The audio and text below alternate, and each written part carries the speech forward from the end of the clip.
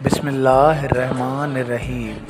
अल्लाहुम्मा सल्लि अला सय्यदना मुहम्मदिन नबील उम्मी वला आलिहि व सहाबिहि व बारिक वसल्लम। मगर बदबख्ती से उन नसीब वालों की भी इकसाम ऐसी हैं जो पानी के ऊपर बैठकर भी प्यासे मरते रहे।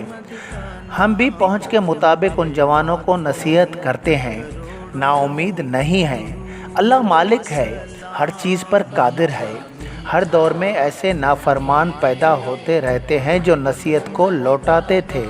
फ़िक्र करना चाहिए क्योंकि मुआशरा ऐसा है जिसमें काफ़ी देखे जाने पहचाने प्यारे चेहरे ऐसे भी हैं। अगर हम मस्जिद में दुरूद पाक का विर्द ज़िक्र अल्लाह कर रहे हैं तो वो मस्जिद के बाहर खड़े होंगे हमसे मिलने के वास्ते, मगर महफिल में शामिल नहीं होंगे।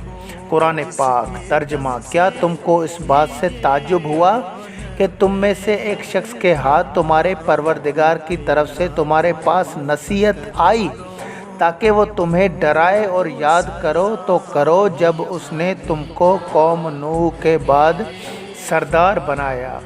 6-9 सूरह आराफ। आडो जो असबाब खे सो शिरक लाहे शक होई जैमे हक ते नफ़े जड़ो नाहे की। शाह साहिब। तर्जमा। वो शिरक जो अल्लाह की याद दिलाए और अल्लाह की तरफ ले जाए वो अच्छा है। जिसमें हक की बात हो उससे ज़्यादा अच्छा इनकार कोई नहीं। हम पर लाजिम है कि वो नसीहत आम करें जिसमें अल्लाह जल्ल जलालहू और उनके महबूब सल्लल्लाहु अलैहि वसल्लम राज़ी हों, और वही उनका हुक्म भी है। अगर हमारी नसीहत का किसी पर असर नहीं होता तो वो उसकी बदबख्ती है।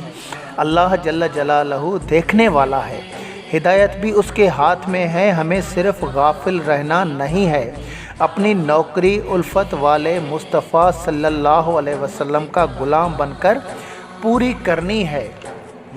वाक़िया। कुछ साल पहले किसी गांव में दुरूद पाक की महफिल की मेज़बान ने सब गांव वालों को दावत दी जो हमेशा की तरह रोज़ाना दुरूद पाक और ज़िक्र जल्ल जलालहू करते हैं। वो तो वैसे भी आके शामिल हुए, उसके अलावा कुछ और दोस्तों के भी उस बड़े रुतबे वाली बरकतों वाली महफिल में शरीक होने के लिए कहा गया कि वो भी दुरूद पाक पढ़ने के आदी हो जाएं। मैं भी आके दुआ में शामिल हुआ। आखिर में दुआ के बाद ताम वगैरह का इंतज़ाम किया गया था। बाद में एक बंदा मुझसे मिलने आया तो मैंने और दूसरे दोस्तों ने भी उसको कहा कि तुमने आने में देर कर दी, बड़ी रुतबे और बरकतों वाली महफिल में शरीक क्यों नहीं हुए?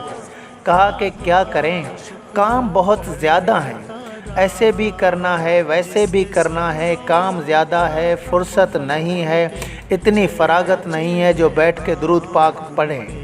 तो मैंने उस वक्त उसको कहा कि प्यारे भाई, अल्लाह आप पर रहम फरमाए। ये क्या खबर कि मौत कब होगी, फिर ये लम्हा मिले या ना मिले। कहा कि साईं अभी तो मुझे बहुत सारे काम करने हैं, अभी मरने में देर है। मगर हुआ ऐसे कि दूसरे दिन पता चला तो वही बंदा फौत हो गया। अक्ल वालों के लिए ये वाक़या बहुत अहमियत रखता है। अबू सईद ख़ियात नामी एक नेक साले मर्द दरवेश मुल्क मिस्र में होके गुज़रे हैं। ना किसी से मिलना, ना बात करना, ना ही किसी की मजलिस में शरीक होता था। एक दिन बुज़ुर्ग इब्ने रशीक रहमतुल्लाह अलैह के पास आया और कहा कि रात मुझे हुजूर सल्लल्लाहु अलैहि वसल्लम ने हुक्म दिया कि तुम्हारी महफिल में आऊँ क्योंकि तुम नबी करीम सल्लल्लाहु अलैहि वसल्लम पर बेहद दुरूद पाक पढ़ते हो। कुरान पाक तर्जमा।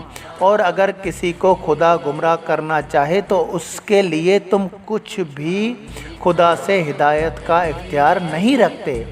ये वो लोग हैं जिनको दिलों को खुदा ने नापाक करना नहीं चाहा।